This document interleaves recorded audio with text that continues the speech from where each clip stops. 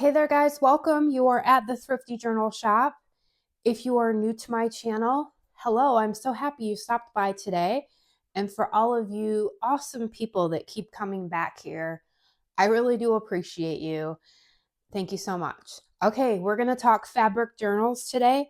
I've had a few requests asking me to show how I make my fabric piece scrappy kind of journals.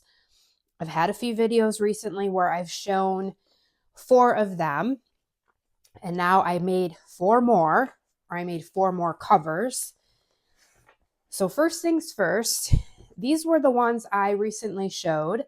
I showed these two. They're both very similar in size using Holly Hobby fabric. These are going to be available along with, I believe this one is already spoken for, but this one, I plan on having these sometime in the next week or so. Then I made 4 more. I wanted to have a variety of sizes. These are like, I think 10 by 8-ish size. So I made a couple a little smaller. I made this one, this one, this one, and this one. So I'll show you a little bit more in detail. 95% of my fabrics are thrifted. I buy very few fabrics. In fact, I don't go to big department stores and buy fabrics. I buy my fabrics from thrift stores, from estate sales. I do buy sometimes some fabrics at the Dollar Tree. And then if I find kits that I like, I do support other small business owners and other YouTube creators and just people that I know. But all of my fabrics are thrifted. So here is that Holly Hobby fabric. This is a quilt that I had. Actually, I found sitting outside of a customer's yard. I work with Jeff, my boyfriend. He has a lawn care business and I help him off and on. And they just sat it out on the trash can. It was in a garbage bag. I washed it. And then I was using it for a while. I had it just sitting on my couch. It's got beautiful hummingbirds on it. There's one of the hummingbirds. And I thought, you know what? It's just sitting. I'm going to use it. So I washed it again and I've decided to use parts of it. So this is just a bunch of different fabrics. I do the spine separate, but I'm going to show you that. And then the inside of mine, I like to either use wallpaper or I'll use scrapbook paper. My preferred method is wallpaper. I love using wallpaper to make journals. In fact, I plan on my next collection being wallpaper covered journals. They're going to be art style journals, and I'll probably show you how I make some of those also. This is another one. Here's part of that quilt. I just like to use a bunch of different varieties of fabrics. I did use my pinking shears on some of these. I also like to tear my fabrics. I like that frayed edge. And then this is the inside of this one. Wallpaper. Love this wallpaper. This is some that I got from Madeline. Love it. Then these two are a little bit smaller. This one I actually used part of that quilt for the spine. I did that instead of using a paper bag. For these 4, I used a paper bag as the spine. The other ones I used either a file folder or a paper towel roll. But I'm going to show you exactly how I made these types. So I love that hummingbird. And then I did add a little fabric heart. This is the inside, more of that really cool wallpaper, little fabric cluster. So these are floppy, but what's nice about this style journal is that, you know, they can puff up. You can add lots of pages. I like that squishy kind of feel. And then I love this one. This one is really cool. I had this quilt square that I got thrifting with the owls. Added that, some different lace. I had this blue lace that I found in my stash, made a little heart. And then that's the inside. How cool is that wallpaper? And then I did the spine's a little bit different. I put the spines on the inside of this instead of on the outside. This style, I have the spine on the outside. It's just a preference. I kind of play around with it. But what I do first is I do the whole entire outside of the journal and then I work on the inside, but I'm going to show you my exact process. Okay, so for these, the base is a paper sack. I like using paper sacks for a few reasons. One, they're very versatile. I can find them anywhere. When I go to the grocery store, if I'm not using my recycled bags, I just get paper bags, then I save them. I like using them to make journals out of. I also like to make journals using paper bags as pages. Recently, I made an art journal using paper sacks and some like recycled trash. I will link that video. It's become one of my favorite art journals. And when it's full, I plan on making another one and I will show you that process. It's really easy. But paper bags hold glue, paints, markers, things really well. So what I did here is this is 2 separate paper bags. So I just cut the paper bags down. I don't have a paper bag this size, but I've got one this size. What I did was I just cut the paper bag open. I cut it here and I cut the bottom out. So I had the whole entire paper sack. For each cover, I'm using 1 paper bag, if that makes sense, okay? And then I just cut it down to size. I think that this is about 10 by 8. It's not too big, it's not too small, okay? So I basically have 2 layers. So this is gonna be my front cover and my back cover, and then I'm going to make a separate spine. This is just how I did this batch of journals. All right, with these fabric journals, you're going to need to sew. You could possibly do this without sewing.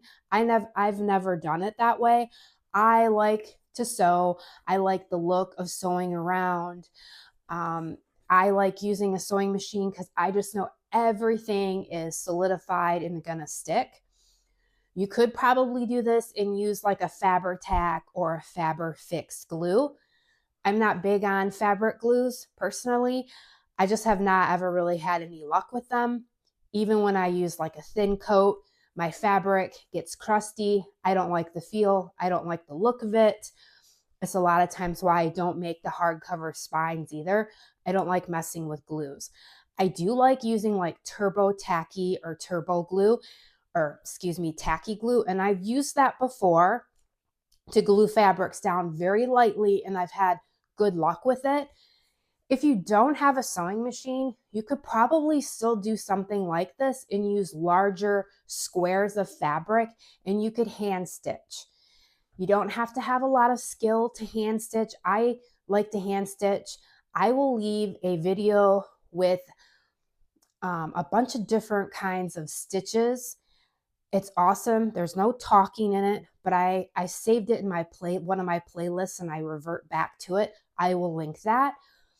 I always encourage everybody though to sew. I really think that you can have so much fun with the sewing machine. If all sewing machines were like the same, I would do a tutorial, but there are so many different brands and styles and years and makes of sewing machines. I've stated this before. I got my first sewing machine at a thrift store. I found it online. I watched a couple videos and I just started playing with it. The one I use now, I got an estate sale for $30. It's a very basic sewing machine. At some point, I would like to get a fancier one just because I want to do a bunch of different stitches. But if you're just beginning, if you just have a zigzag stitch, just a basic stitch, and you can just play around with it. Worst thing that's going to happen is you're going to gunk your needle up or, get your thread stuck or something. But you can find videos on how to do everything pretty simple. And I just recommend getting a sewing machine. It is fun. It's life-changing. Sewing machines are just so much fun to play with. First thing, what I do is I use a glue stick for this method. I don't use any thicker glue just because I am going to sew over this. Basically, I just want stuff to stay in place when I go to sew it. So I do glue these 2 sides of the paper sack together. I'm actually running low on glue stick at the moment, so I'm going to lightly use this.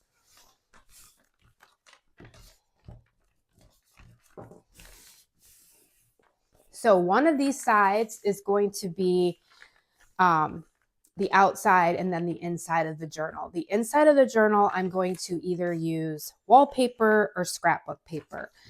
I'm not going to put fabric in the inside of the journal. Now you could do that too, but that just takes more time, more sewing, and then you're kind of playing around with your sewing on the front and the back and getting your stitches kind of messy. Because for this method, I do the front covers, everything first, and then I go and I work on the inside. When everything's done on the front and I've sewed it all, then I can do the inside because you don't have to worry about your stitching coming through on this side, if that makes sense. Okay, so I'm just going to add some glue to this.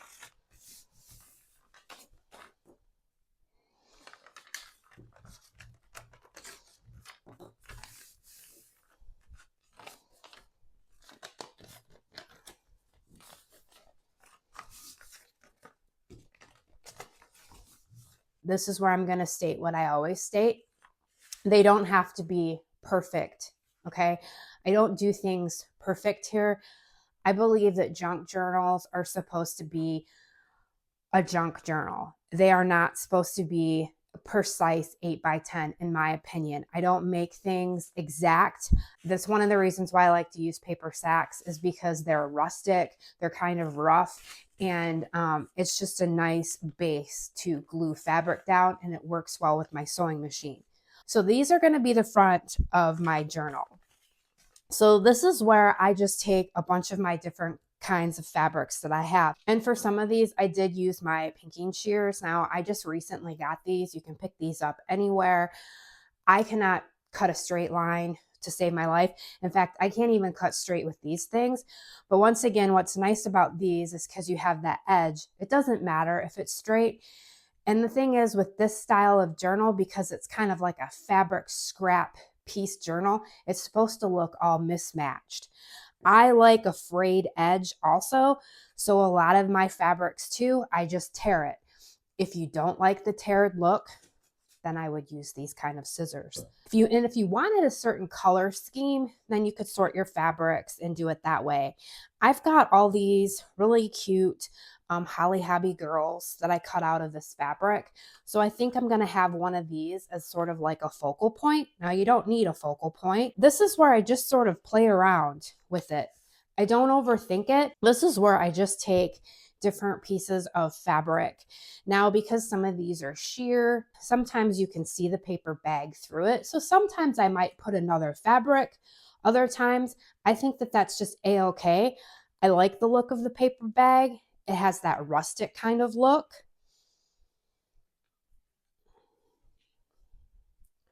I just play around.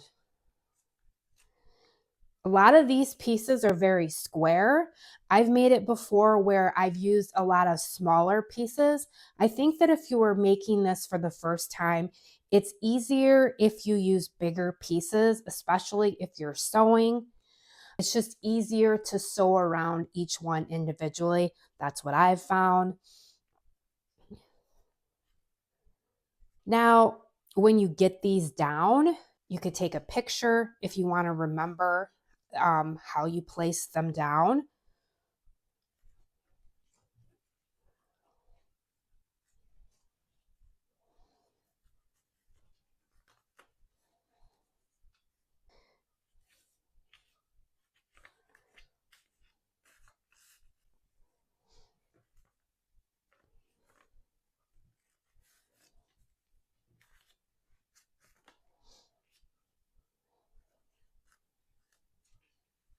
And sometimes I'll go back through and I might add more fabric. I might add some lace afterwards.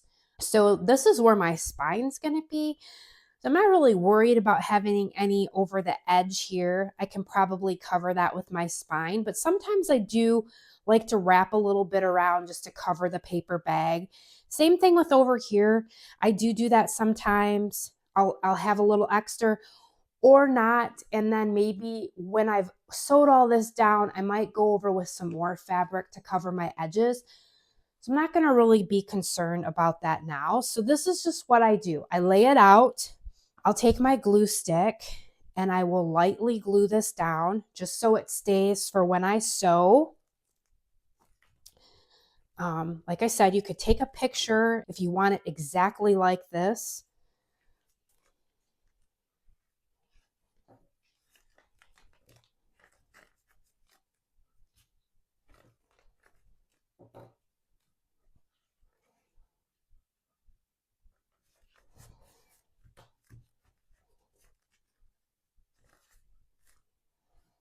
I like using the glue stick though, because it keeps things in place. Also, the glue stick is pretty forgiving. So if you put something down, you can always pull it back up. And I have found too that for the most part, the glue stick does not gunk my needle. I will, clean my needle off with just like a baby wipe after I've run it through.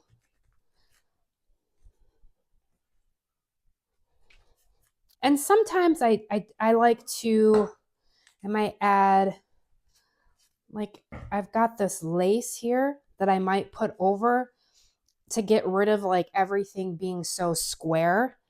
I did cut these fabrics pretty square, and that's okay. There's nothing wrong with square. Let's see, let's put this one. This is some really pretty fabric. I like the paisley and the glitter.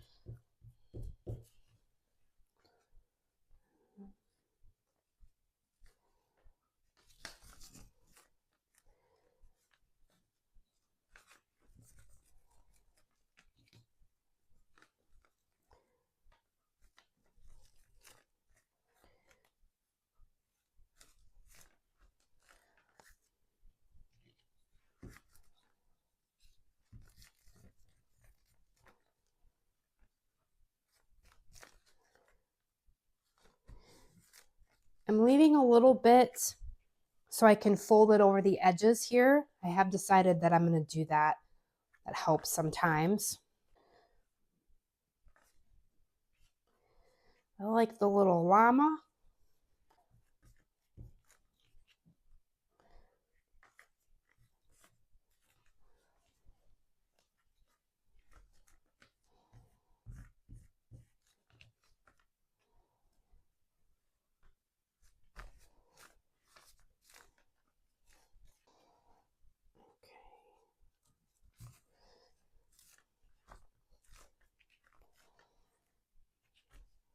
And it's easy as that.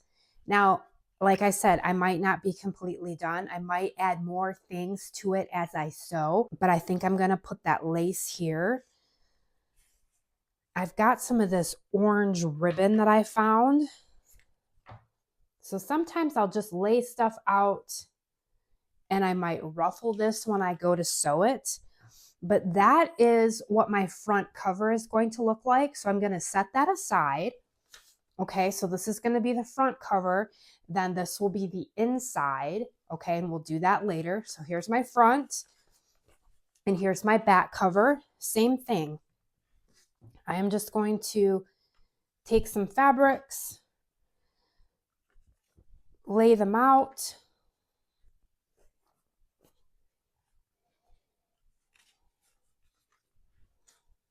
Maybe leave a little edge so I can wrap it around. Got this pretty fabric. And if you want to fill a space quick, you just use a bigger piece of fabric. I really like all these blue fabrics. I've got that.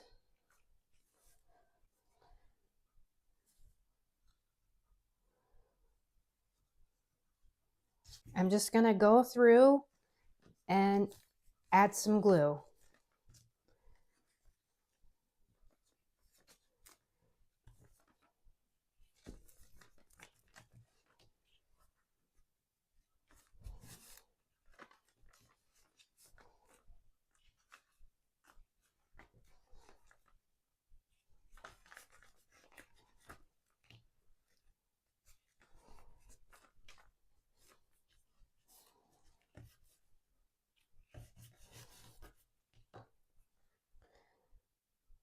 I'm running out of glue. All right, I found some more glue.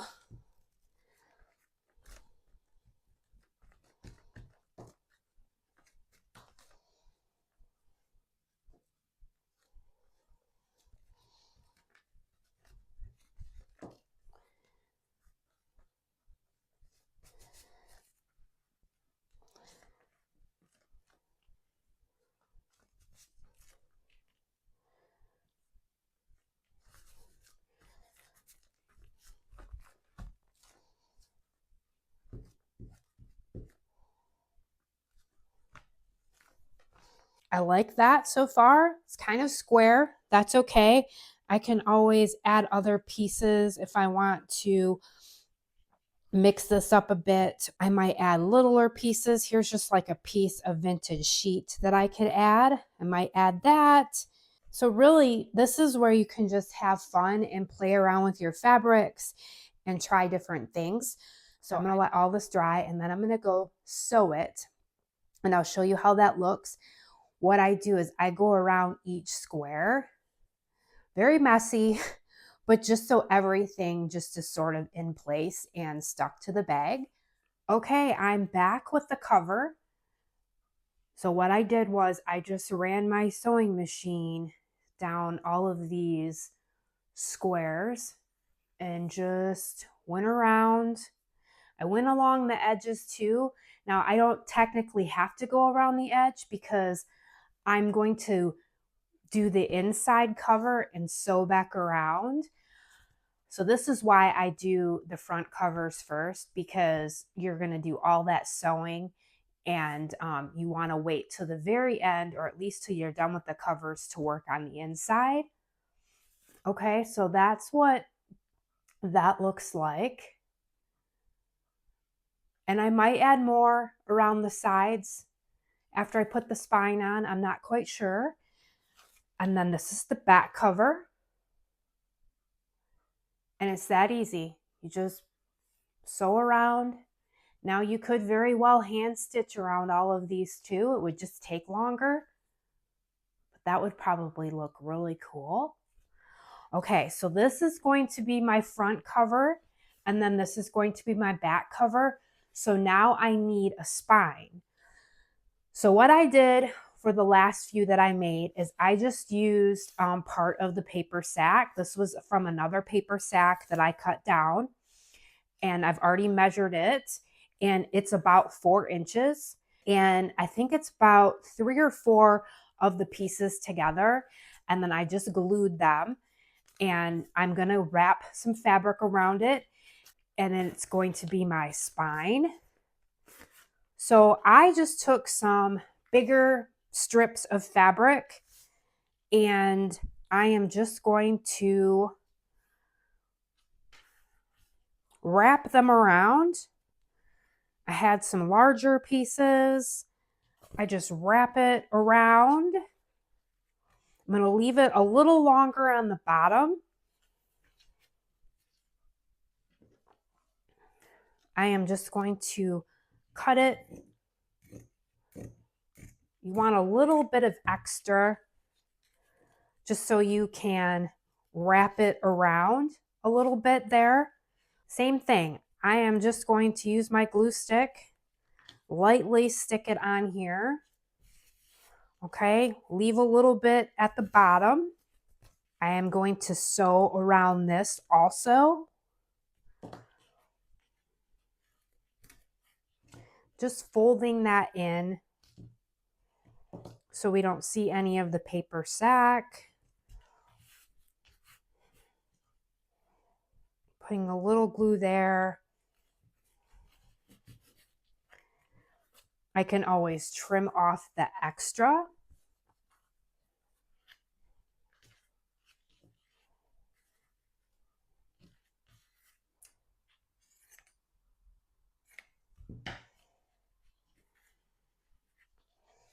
I overlap it a little bit there. Just going to wrap it in.